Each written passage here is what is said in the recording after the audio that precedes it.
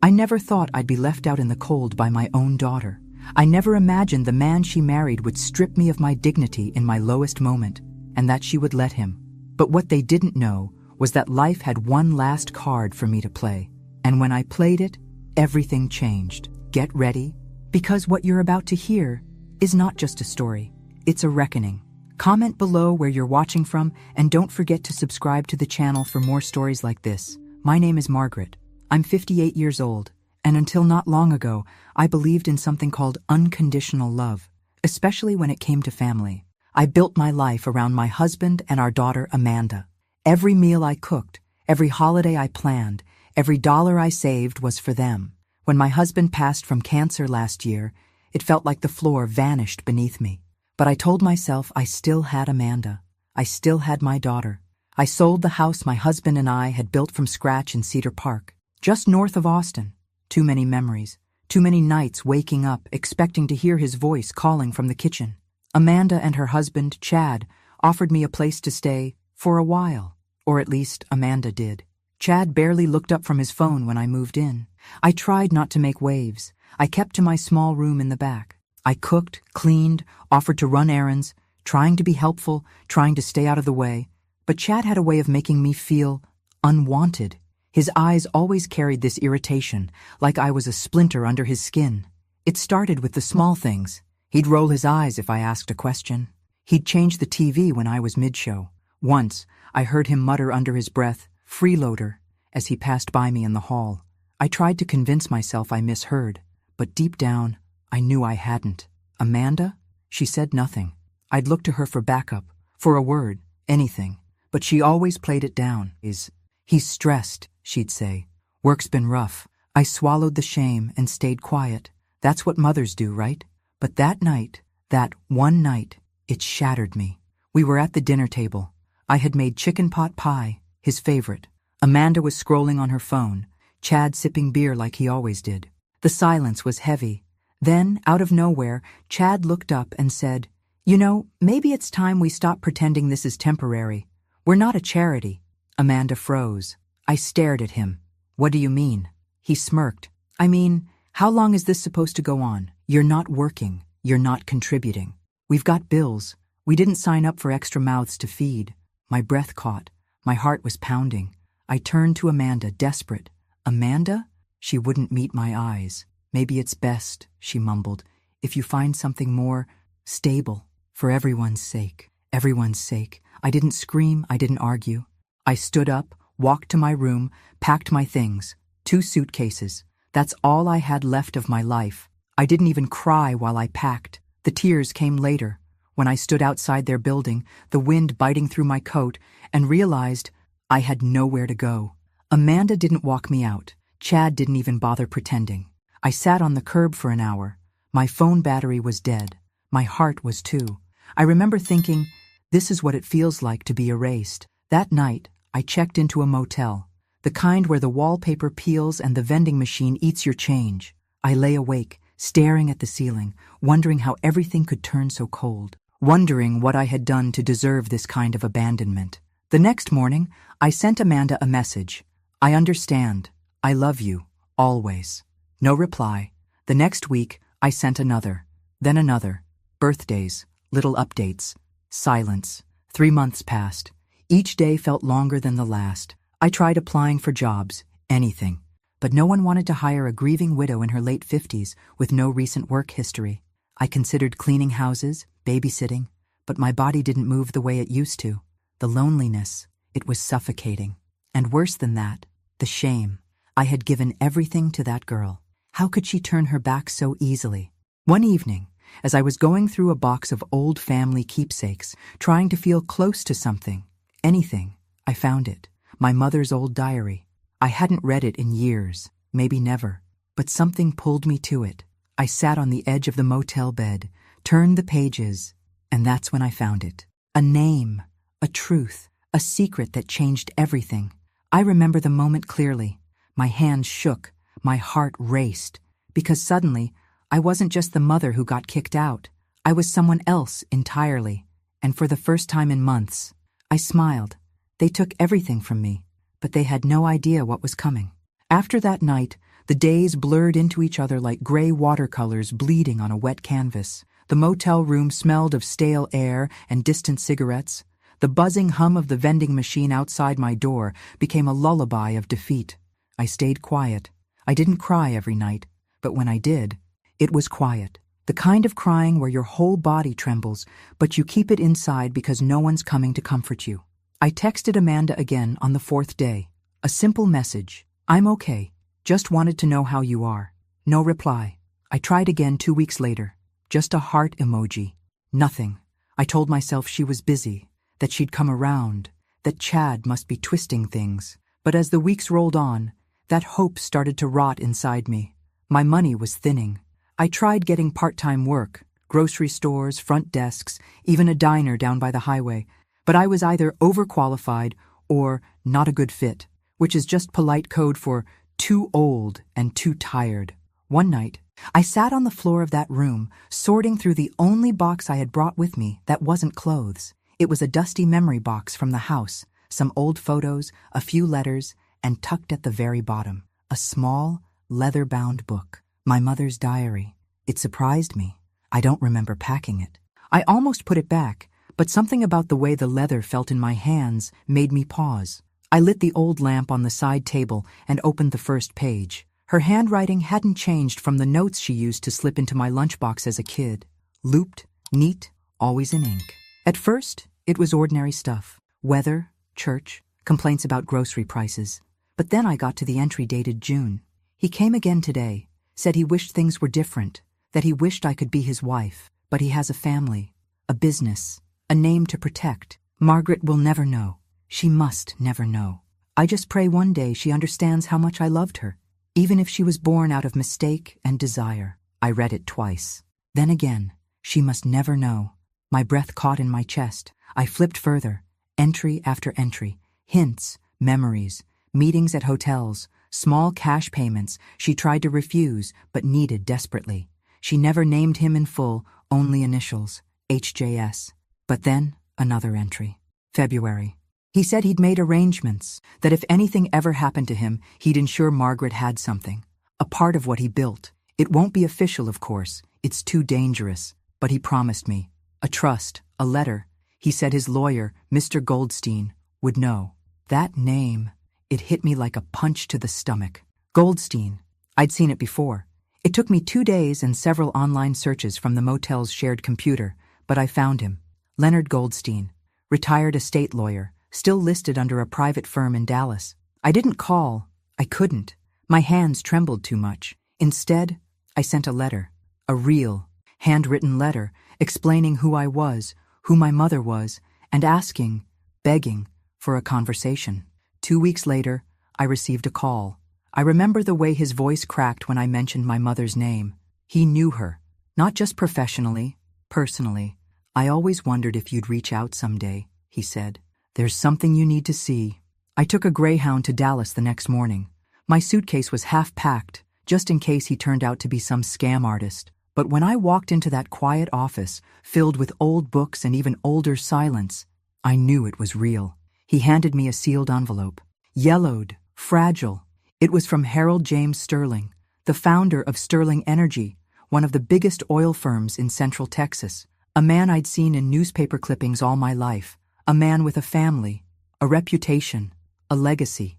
The letter was addressed to my daughter, Margaret Louise. I couldn't read the whole thing in one go. I cried before the second paragraph. He admitted everything, the affair, the regret, the silent love, and then the promise. In the event of my death, I have insured a portion of my personal assets, untraceable through my estate, are to be delivered to you via Mr. Goldstein. You are my blood, and though I was too much a coward to claim you in life, I claim you now in death. Mr. Goldstein slid a folder across the table. Inside, bank accounts, a modest investment portfolio, ownership papers, titles. The total value? A little over $5 million. I stared at the papers, then at him. This is real? I whispered. He nodded. It's yours. Always was. My heart thundered. Not because of the money, but because for the first time in my life, I felt chosen, seen. I didn't scream or laugh or break down. I just sat there, quiet as a whisper, letting the truth wash over me like a long-awaited rain. That night in my motel room, I didn't sleep. I stared at the ceiling like I had for months, but this time, with a smile creeping onto my face. They thought they discarded me. They thought I was done, but they had no idea. I wasn't broken. I was just getting started. I didn't go back to Austin right away. Something inside me had shifted, permanently. I wasn't just Margaret, the forgotten mother. I was someone new now. Someone who had been lied to her entire life and finally saw the truth. For the first time in months, maybe years, I wasn't drowning in shame. I was breathing in clarity. I stayed in Dallas for a few more days, just walking through neighborhoods, sipping coffee in silence, watching people live their lives. People who hadn't been tossed aside like I had. And for the first time, I didn't envy them. I studied them. I wondered who among them wore smiles that masked heartache, who had been betrayed, who had clawed their way back from being invisible. Leonard Goldstein didn't just give me the inheritance. He gave me time. Time to process. Time to understand what I now held in my hands. It wasn't just wealth. It was power. And I had no idea what to do with it. But grief has a way of becoming fuel when you've been humiliated enough. When I returned to Austin, I didn't go back to the motel. I booked a short-term rental downtown, just off South Congress. Clean, modern, quiet. The kind of place Amanda and Chad would never imagine me affording. I began dressing differently, more polished, more deliberate. Not flashy, just invisible in a new way. The kind of invisible that gets you through doors. I started watching YouTube videos on investing, real estate, contracts. I learned the language of business, not because I wanted to build an empire, but because I wanted to protect myself. I would never be powerless again. That's when I found it. The listing was buried on a real estate auction site, a unit apartment building in East Austin. A little run down, but structurally sound. The location? The exact complex where Amanda and Chad lived. I sat there, staring at the screen, heart pounding. It was listed as distressed, with the owner defaulting on property taxes. Auction scheduled in 2 weeks. I didn't hesitate. With Mr. Goldstein's help, I created an LLC, an anonymous shell company. I filed the paperwork, transferred the funds, and placed the bid. I wasn't planning revenge. Not exactly. But I was going to take control of the one place they thought they ruled. The auction came and went. I won. Quietly. Legally. Entirely under the radar. And just like that, I owned the building where they lived. Where they kicked me out with 2 suitcases and a hollow excuse. Where they humiliated me in my lowest moment. I remember sitting at my desk, looking at the deed, and whispering aloud, "Let's see how Chad likes paying rent," to a mouth he couldn't feed. A month later, the notification letters were sent out to all tenants. Rents would be reassessed, lease terms reviewed, and for Chad and Amanda, the new amount was triple, not double, triple, market value plus overdue fees. He must have exploded. I didn't need to see it to know. I could feel the rage from miles away. But it wasn't about money. It was about pride. Chad was a man who needed to feel in control, and I had just pulled the rug out from under him, silently. Amanda tried to call me 2 days after the notice. It was the first time she reached out since the night I left. I let it go to voicemail. "Mom, I don't know if you heard, but something weird's going on. Our rent just shot up, like, a lot. Chad's losing it. I don't know. Can we talk?" I didn't respond. This wasn't about vengeance. This was about gravity. They needed to feel the weight of their choices. I drove by the building once, late at night. Their lights were on. I could see shadows moving behind the curtains. Amanda pacing. Chad yelling, his silhouette unmistakable. I watched them for a minute, then drove away. Part of me felt hollow. Part of me felt vindicated. And part of me still hurt like hell. Because even now, knowing what I knew, holding what I held, I would have given anything to be invited back in. Not to the apartment, but to my daughter's heart. But I knew that wasn't possible. At least not yet. So I stayed silent. And I waited. Because sometimes, the loudest justice is the one that doesn't say a word. And I wasn't finished yet. I didn't realize how much I had changed until I saw Amanda at the grocery store 3 weeks after the rent increase. She didn't see me. I was 2 aisles over, hidden behind a rack of discounted cereal. She looked tired. Not just tired. Worn down. Her hair was tied back sloppily, the way she used to do when she'd been crying. Her cart was half empty, mostly cheap staples, rice, eggs, a few off-brand cans. I should have walked away. I didn't. I followed her through the store at a distance, heart pounding like I was doing something wrong. She paused in front of a small box of mac and cheese, then looked down at her phone. A text from Chad, maybe. Her shoulders sank. She put the box back. That moment broke me. Not because I pitied her, but because I remembered the little girl who used to run to me crying when she scraped her knee, the one who asked me every night to check for monsters under her bed. And now, she was living with one. I drove home that day and sat on the couch in silence for hours. I stared at the window, thinking about how life had twisted us into strangers. But I reminded myself, this wasn't punishment. This was consequence. And consequence was long overdue. I had plans now. Not just the building, but a quiet, slow chess match. Every move calculated, every step thoughtful. With the LLC fully in place and the property legally transferred, I started repairs. Small ones at first. Leaks, broken locks, flickering lights. Chad never noticed. He was too distracted by the rent increase, yelling at the property manager by email, demanding answers. But I knew him, knew how his ego worked. He wasn't going to move. He'd see that as defeat. And Amanda? She'd follow his lead, as she always did. So I kept going.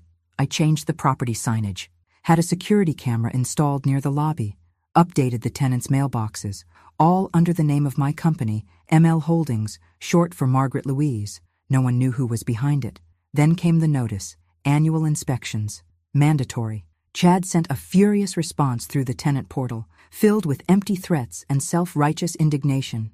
I smiled reading it. He was unraveling, and I didn't need to lift a finger. Meanwhile, I was becoming someone I barely recognized. I wore my hair differently now. Sharper clothes. I walked with purpose. I started joining small business meetups under a pseudonym, learning the ropes of real estate, building connections. No one asked about my past. They only saw a quiet, composed woman with sharp eyes and cash on hand.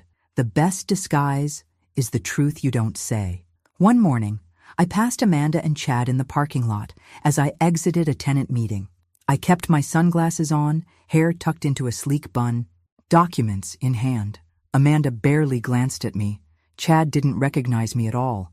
Later that night, I sat in my living room, sipping tea, thinking about how strange it felt to walk right past your own child and be invisible. Not because you're weak, but because you're stronger than they remember. They couldn't see me now because they only knew the version of me they used to control. And that woman was gone. The calls from Amanda continued. Soft, hesitant voicemails. Hi, Mom. Just wanted to see if maybe you had time to talk. I know things have been complicated. I didn't return them. Not out of cruelty, but because I needed her to feel the void she created. And every time I felt doubt creep in, I opened my mother's diary. I read those words over and over again. Margaret will never know. She must never know. But I did know now, and with that knowledge came a kind of armor no one could tear through. I was no longer the woman begging to stay under their roof. I was the woman who owned it. I always believed revenge wasn't about getting even. It was about balance. Justice without fire, a correction, not a war. But when I saw the email response from Chad after he received the notice of his rent increase, I'll admit, a small flicker of satisfaction lit inside me. Subject, rent increase? This is absolutely unacceptable. This must be a mistake. Tripling our rent? That's extortion. I demand to speak to whoever owns this dump. We've lived here for 3 years and never been late once. This is robbery. He signed it, Chad D. Harmon, like his name meant something. I read the email 3 times and then forwarded it to my property manager with a simple note. Please respond using Standard Clause C regarding market rate adjustments. No special exceptions. Chad wasn't just angry. He was stunned. His arrogance never made room for the idea that someone could outmaneuver him. He'd become so used to being in control that the idea of answering to a faceless landlord drove him mad. Amanda tried calling me again that same night. The voicemail was different. No pretense. Mom, I know you're not picking up, but I really need to talk to you. Things are rough right now. Chad's upset. He's taking it out on everything. We're trying to figure things out. I miss you. I do. Her voice cracked at the end. For a moment, my fingers hovered over the screen. I could call her back, tell her it would be okay. that I'd fix everything, but I didn't. Because it wasn't okay. And I couldn't keep fixing the messes she helped make. Amanda had let him throw me out like I was nothing more than a bill they couldn't afford. And now that the pressure was on her, she remembered how to dial my number? No. Let her sit with the silence a little longer. The next week, I authorized additional upgrades on the property. New exterior paint, hallway lighting, landscaping improvements. Chad's rent wasn't just a punishment. It was funding improvements for the other tenants. That was the irony. Everyone else benefited. He just couldn't see it. He began leaving angry notes under the office door. The water pressure sucks. Trash is piling up. If this is what we're paying for, it's a joke. Every note went unanswered. Amanda stopped leaving messages. She started texting instead. Short ones. Hey, can we talk? I really need you. Then silence again. Meanwhile, I watched the bank statements roll in. ML Holdings was stable, profitable even. The other tenants were quiet, respectful, and paid on time. It was only Chad making noise, and Amanda caught in his storm.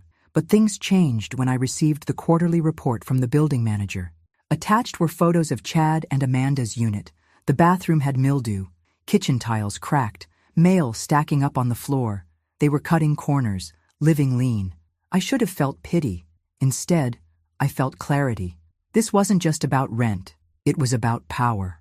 And Chad was losing it fast. Word around the building was he'd started taking on extra hours at work. Amanda was seen crying on the back steps one afternoon by another tenant. They were unraveling from the inside out, and I didn't have to say a single word. That was the part I kept coming back to. For so long, I was the one begging to be heard, begging Amanda to see what Chad was, to see what she was becoming by standing beside him. Now, they were choking on their own silence, and I was watching from above, literally. My new apartment overlooked their courtyard, different building, higher floor, safer neighborhood, a view they could never afford. I didn't watch them all the time, just enough to remember that I wasn't crazy, that I hadn't imagined the betrayal, that what they did to me deserved consequences. And yet, despite all that, some nights I still found myself sitting by the window, holding my phone, staring at Amanda's last message. I really need you. The woman inside me, the mother, ached. But the woman I had become? She knew this was only the beginning. I always thought heartbreak came in loud moments, slamming doors, shouted words, public scenes. But the real heartbreak? It's quiet.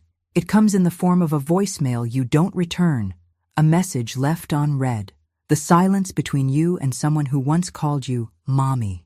The calls from Amanda stopped, the texts slowed, but the damage on her end only seemed to grow. From what I gathered through the building staff, the tension in their apartment had turned into open hostility. Chad was snipping at everyone, refusing maintenance requests, and demanding unnecessary inspections, looking for someone to blame. Amanda, I was told, looked like she hadn't slept in days. I didn't rejoice. I didn't celebrate. This wasn't about watching them suffer.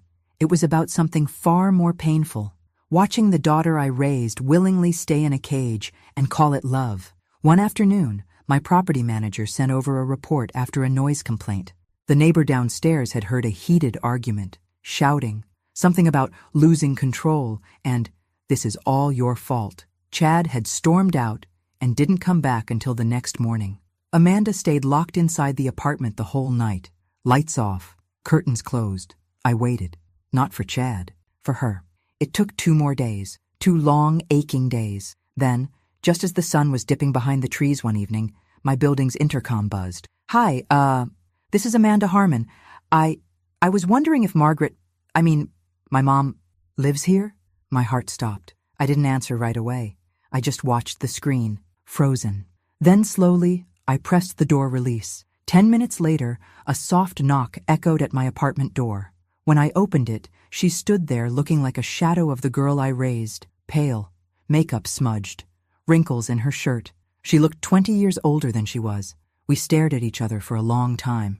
Neither of us spoke. Finally, she let out a breath. "Hi, Mom." I stepped aside. She walked in slowly, like she wasn't sure she was allowed to.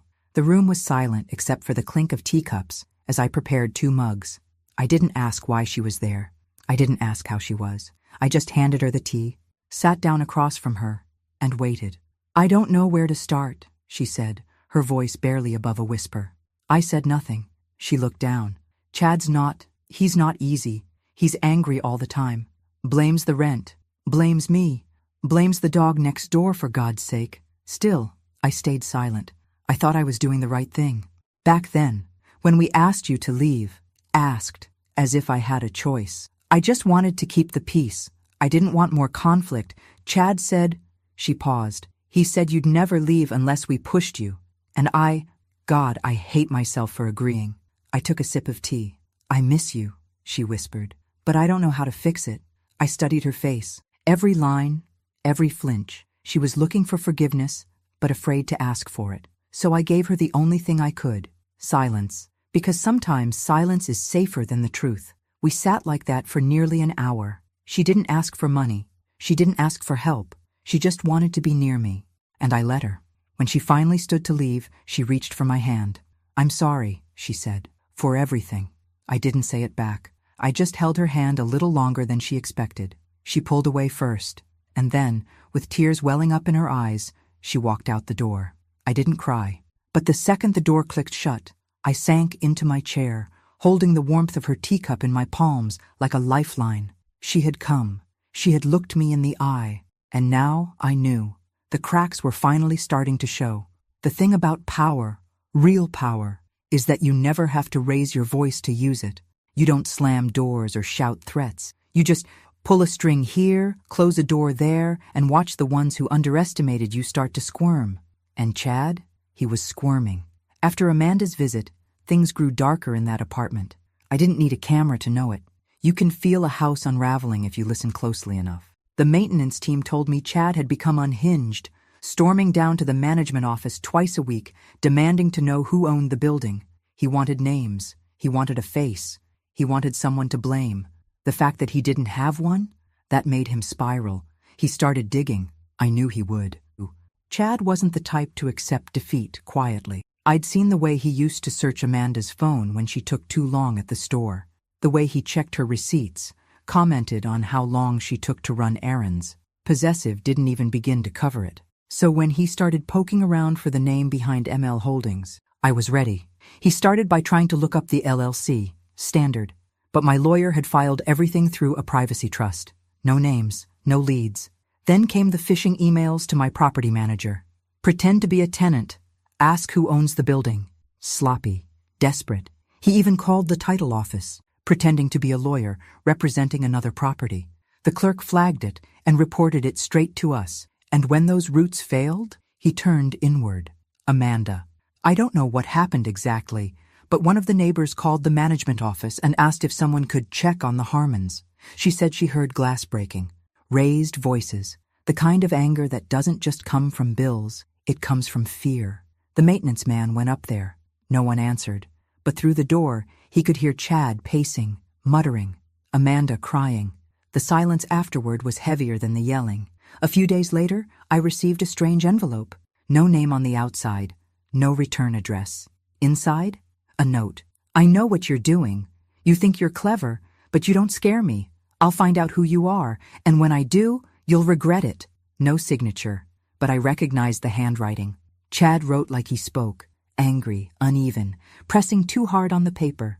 I sat there with the letter in my hands, heart thudding, not out of fear, out of memory, because it took me back to the moment he stood in that kitchen and looked me in the eye like I was dirt beneath his feet, the way Amanda stood beside him, not just silent, but complicit. And now, he was the one grasping at shadows, choking on uncertainty, screaming into the void. It was poetic, but it was also dangerous. So I doubled down. I had my lawyer contact building security. We installed more surveillance, discreet, legal, routine. I made sure the other tenants were protected. The building wasn't going to fall apart because one man couldn't handle the weight of his own cruelty. And Amanda? She didn't call again. But I heard from the building manager that she'd been walking to work. Her car had been sold. Their utilities were being cut back. Lights off by PM. No heat some nights. The cracks weren't just in their relationship. They were in their survival. And yet, through it all, I kept my distance. Because this wasn't about revenge. It was about resolution. Letting Chad's world shrink until he realized how small he really was. And letting Amanda decide, would she stay in the cage? or find the key I'd placed right in front of her. I knew she wasn't ready yet, but the walls were closing in, and secrets have a way of leaking through cracks. I didn't expect the knock on my door that night. It had been quiet for days. No emails from management, no voicemails from Amanda, no more anonymous threats. Just silence, the kind that feels like a storm crouched in the distance waiting. But when the knock came, soft and slow, something in my chest tightened. I opened the door. Amanda stood there, soaked from the rain, a grocery bag clutched to her chest like it was the only thing keeping her upright. Her eyes were red and her mouth opened, but nothing came out. She looked like she had run out of words days ago. I stepped aside. She walked in slowly, dripping water on the hardwood floor. I handed her a towel, and we moved without speaking. I warmed the kettle, poured 2 mugs of chamomile tea. She sat on the edge of the couch like she didn't want to stay long, like she didn't deserve to, and maybe she didn't. She stared into her cup, eyes hollow. "He's not who I thought he was," she said finally. I stayed quiet. I knew. Part of me always knew, but I told myself it was stress, that he just needed support, that if I was patient, he'd come around. Still, I said nothing. She looked up, her voice trembling. "He thinks someone's targeting us. He's obsessed. He's been going through my phone, my emails. Last week, he followed me to work, said he was making sure I wasn't involved." A shiver ran through her, and not from the cold. "He asked if I was hiding something. If you were hiding something." That caught my breath. She didn't wait for an answer. "I told him I hadn't spoken to you in weeks, that I didn't even know where you were." She paused, but that was a lie. I met her eyes for the first time. "I found your building listed in a security notice. Same management company. I figured it out. It wasn't hard." Of course it wasn't. Amanda was smart, always had been. But smart doesn't always mean brave. And now she looked like someone who had finally opened her eyes and hated what she saw. I didn't speak. Not yet. "I miss you," she whispered, "but I don't even know how to be around you anymore." My hand tightened around the mug. "You left," she said, voice cracking, "and I let you. I let him push you out." Finally, I spoke. "No, Amanda, you didn't let him. You stood with him." That stopped her cold. She blinked. Her lips parted slightly, like she wanted to deny it, to defend herself. But there was nothing left to defend.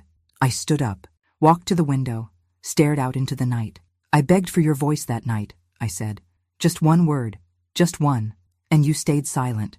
Behind me, I heard her exhale, a quiet, broken sound. "I didn't think it would get this bad," she said. "I thought I could manage him." "You can't manage a man like that," I said softly. "You survive him, or you leave him." She didn't respond. She didn't have to. We sat in silence for a long time. 2 women who shared blood but not trust.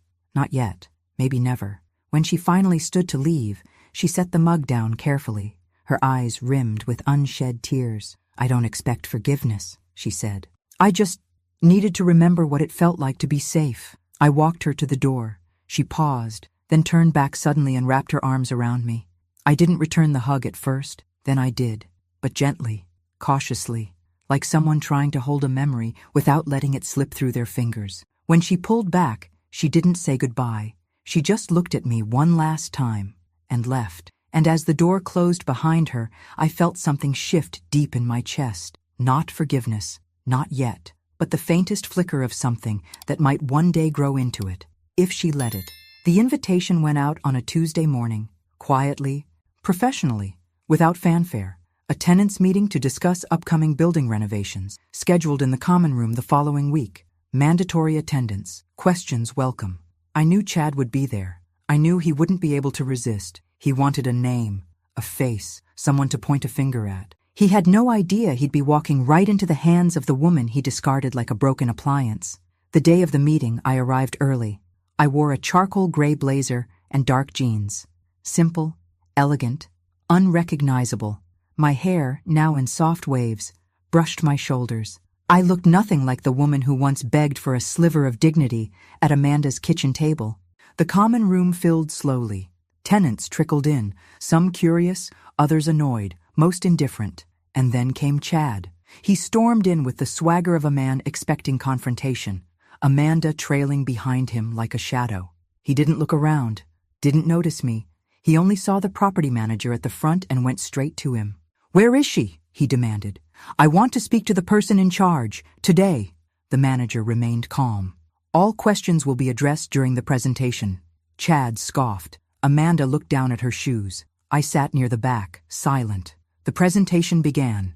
Routine announcements, upgrades, timelines. The new security system, the updated landscaping, the improved insulation, practical changes, smart decisions. All funded in part by the very rent Chad had so bitterly protested. Then the manager paused. "We'd like to thank ML Holdings for their commitment to revitalizing the property and prioritizing tenant comfort. The owner is here today should anyone have questions." I stood up. The room turned. I walked slowly toward the front, calm, steady. Every step a quiet drumbeat in my chest. Chad's face twisted in confusion, then disbelief. Amanda's mouth parted in shock. I turned to the room. "Good evening," I said. "My name is Margaret. I'm the owner of this building." You could hear a pin drop. Chad stood up so fast his chair scraped the floor. "You? This is a joke. What kind of game is this?" I looked at him, really looked at him, and saw the cracks he had tried to hide, the sweat behind his collar, the puffiness under his eyes, the panic. "No game," I said softly. "Just business." He took a step forward. "You manipulated this. You've been behind this the whole time. You raised our rent. You're trying to ruin us." I held my ground. "I gave you a roof. I made improvements. I treated every tenant equally. What I didn't do was forget." He opened his mouth to speak, but I turned back to the group. "If anyone has questions about the changes or improvements, I'm happy to answer them after the meeting." "Thank you." I stepped aside. The meeting resumed, but the tension never left the air. Chad didn't sit down. He just stood there, trembling, furious. Amanda sat with her hands clasped tightly in her lap, eyes wide and wet. When the meeting ended, tenants came to me, shaking hands, asking questions, thanking me. Some had suspected. Most had no idea. Chad waited until the room emptied. Then he marched toward me. "You think you've won," he hissed. "But this is nothing. You've made an enemy." I stared at him, eyes level. "No, Chad. I didn't make anything. You did. The day you looked me in the eye and treated me like I didn't matter." Amanda stepped between us. "Chad, stop." He turned to her, shocked. "What did you just—" "I said stop," she repeated louder this time. "She's not your enemy. She never was." "You are?" He looked at her like she'd struck him, and in a way, she had. Amanda turned to me, her voice trembling. "I didn't know, I swear, about the building, the money, any of it." I nodded. "I know. Why didn't you tell me?" "Because you had to see it, not just hear it." She blinked back tears. Chad scoffed, stepping back. "You two deserve each other." "No," I said quietly. "She deserves better." Then I turned and walked away, and for the first time since that awful night in their kitchen, I felt something shift inside me. Not revenge, not satisfaction, but power, quiet, firm, and entirely mine.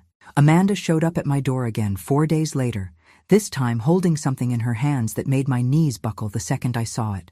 A book, faded leather, corner torn, the spine barely holding. My mother's diary. I opened the door without a word. She stepped in, eyes wide, her breath shaky. "I found it in my closet," she said. "The last time I visited you. You must have left it behind." She placed it on the coffee table like it was sacred, and for me, it was. I read it. My heart stopped. "I wasn't trying to pry," she rushed, "but I recognized her handwriting.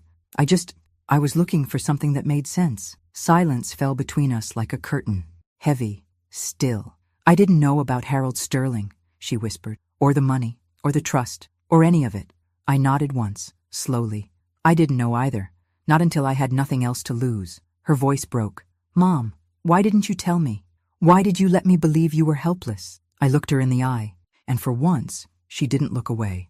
"Because I was helpless. The night you closed the door on me, I didn't have a plan. I didn't have money. I didn't even have a place to cry where someone wouldn't knock and tell me to keep it down." Amanda winced. "I found the diary at my lowest point, when I was counting coins to eat dinner, when I hadn't spoken to anyone in a week. That diary, it didn't just tell me who I was. It reminded me that I mattered, that my mother didn't just love me. She fought for me, silently, without ever being able to show it." Amanda sat down, hands clenched in her lap. I don't know how I became the kind of daughter who could do what I did. I keep asking myself that, over and over. I walked to the window, stared out at the street below, the quiet hum of life passing by. You didn't become her all at once, I said. It was small choices, letting things slide, choosing peace over truth, believing love meant loyalty, even when it hurt. She stood and walked toward me. I've left him. The words hit the air like a bomb. He tried to go through my things again, my laptop, my bag. I told him no, that was it. He screamed, packed a bag, and left. Said he'd be back. I changed the locks the next day. I turned to her, stunned. I don't know who I am without him, she admitted, voice trembling. But I'd rather find out than keep disappearing. A silence passed between us, thick with everything we hadn't said.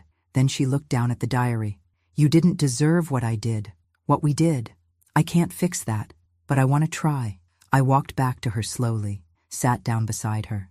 I used to dream about hearing those words, I said, but when you say them now, they don't fix the past. They rewrite it. She looked at me confused.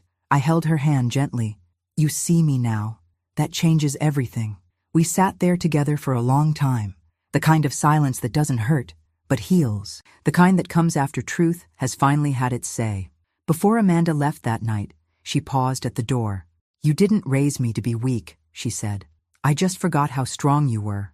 I smiled softly. No, I said. You didn't forget. You just stopped looking. And now she was seeing everything. Not just who I had become, but who I'd always been. When the email came in from Chad, I almost didn't open it. The subject line alone made my stomach churn. We need to talk. Now. I read it, slowly, carefully, his words sharp, frantic, and dripping with desperation. I know everything. About the building. About the inheritance. About your little secret with Sterling. You think you're clever? You think you can ruin my life and walk away smiling? Let me make something clear. If you don't undo this, I will go to the press. Your name, your mother's affair, everything. Let's see how your precious reputation holds up when everyone knows what kind of family you really come from. I stared at the screen in stunned silence. He had finally connected the dots. Somehow, through Amanda or his own digging, he'd discovered the truth. But I wasn't afraid, because I had planned for this moment since the day I bought the building. I forwarded the email to my attorney. By the next morning, Chad received a cease and desist letter.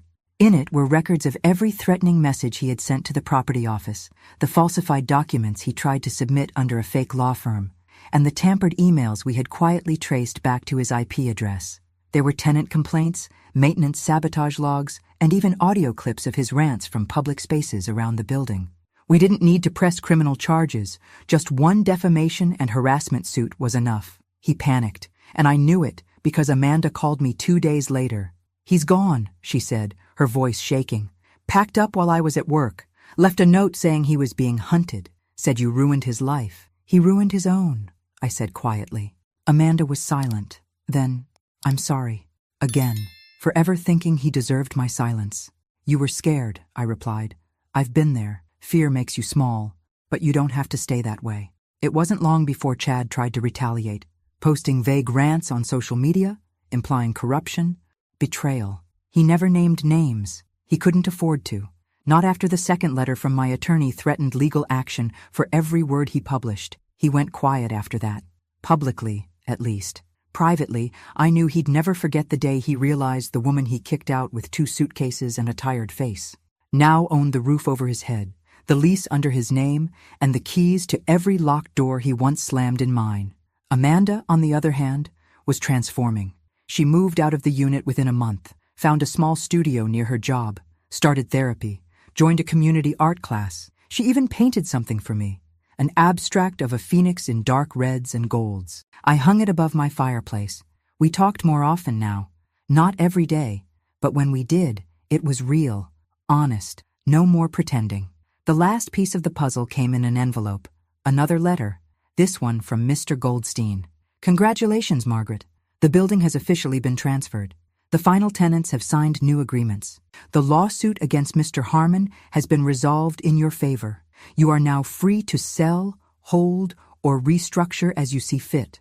I folded the letter carefully, held it to my chest. This wasn't just about money, or property, or revenge. This was about truth, about reclaiming my name, my story, my strength. The next morning, I called a realtor.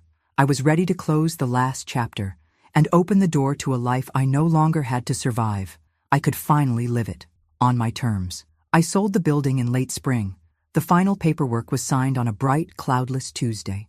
No fanfare, no ceremony, just a quiet click of a pen, a firm handshake, and the weight of 3 years of grief, betrayal, and silence finally lifting off my shoulders. The money was wired to my account the next day, but I didn't celebrate.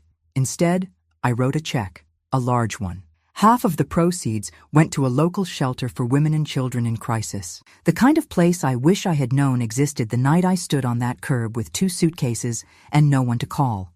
I asked them to build a wing named after my mother, the Eleanor House. It was my way of honoring the woman who gave me strength in silence, who hid a lifetime of secrets so that I could one day discover the truth and become something more than what the world expected. The other half? I used it to buy a small house. It wasn't extravagant, just a charming little 2-bedroom on the same street where I grew up in Cedar Park. Oak trees out front, a porch swing, enough space for quiet, for healing, for growing tomatoes if I ever felt like trying. The day I moved in, Amanda helped carry boxes. She didn't say much, neither did I.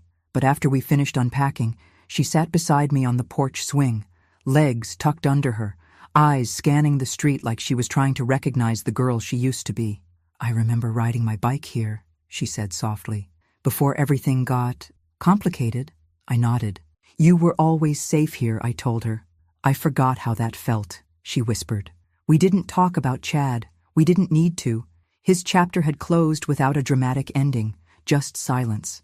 He disappeared into a new city, a new job, probably a new lie, but not before signing a non-disclosure agreement and quietly dropping his threats. The last thing he wanted was another legal battle, or worse, for the world to see the truth about him. He was a ghost now. Amanda stayed for dinner. We made grilled cheese sandwiches and tomato soup like we used to when she was little. She laughed when she burned one side. I laughed when she tried to blame the pan. It was the first real laughter we had shared in years. That night, after she left, I stood at the window, holding a cup of tea in both hands, watching the moonlight stretch across the front lawn. And for the first time in a long, long time, I said the words out loud. "I forgive you." Not to Amanda, to myself. Because that was the hardest part, not rising from the ashes, but learning that I was never the fire they tried to extinguish. I was the spark they underestimated. They taught me that silence was weakness, but I learned how to weaponize it. They tried to erase me, and I became someone they could never forget. I sat down on the couch, opened the diary one last time, and tucked a note inside for Amanda to find someday. You don't need their love to be worthy. You don't need their approval to be strong. You only need the truth, and to never, ever forget who you are. The clock ticked softly in the background. My tea grew cold in my hands, but my heart, it was finally warm. I didn't need to scream. I didn't need to win. I just needed to be who I was all along, and now, finally, I was home. Thanks for listening. Don't forget to subscribe and feel free to share your story in the comments. Your voice matters.